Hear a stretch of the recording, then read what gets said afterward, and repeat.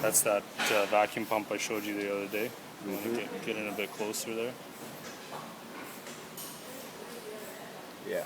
So the wiring is exposed. They've tried to cover it with some kind of sealant, but not very good. Same with this, same type of idea. Incorrect wiring. If you want to look down on the inside here, the frame through here is already rusting, and you can tell it's very poor welds. Stuff like this, incorrect routing of hoses, rubbing on the frame here. Eventually that'll cut right through and leak out power steering fluid everywhere. Same on this side. Rubbing here. Here's the shroud here. Here's the shroud. Down. So it should spin relatively freely, and it does, but you can hear that there's resistance in that fan, and this binding is likely what blew that fuse. Not a very nice soldering job, poorly covered. And your headlights in the car. One of the headlights that we.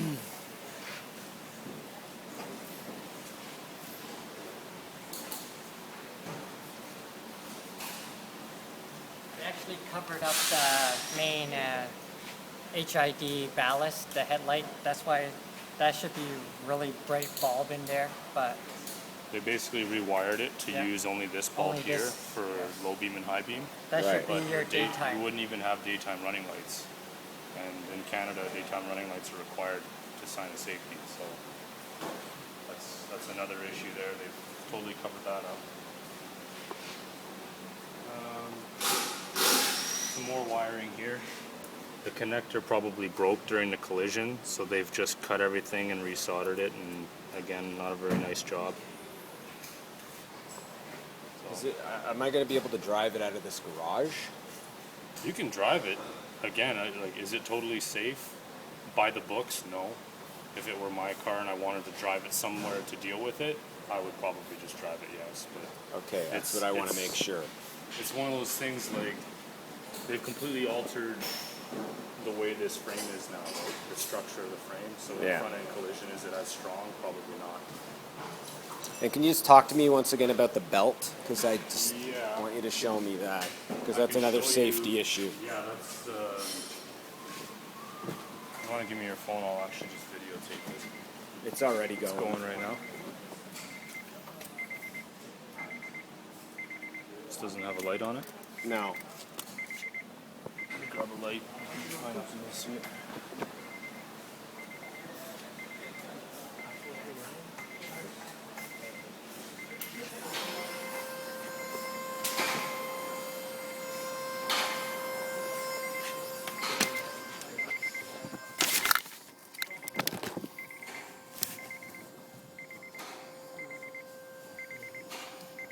So that's the wiring for the seatbelt pretensioner, and they've installed a resistor in series with the wiring, which bypasses the pretensioner. And the pretensioner is already deployed.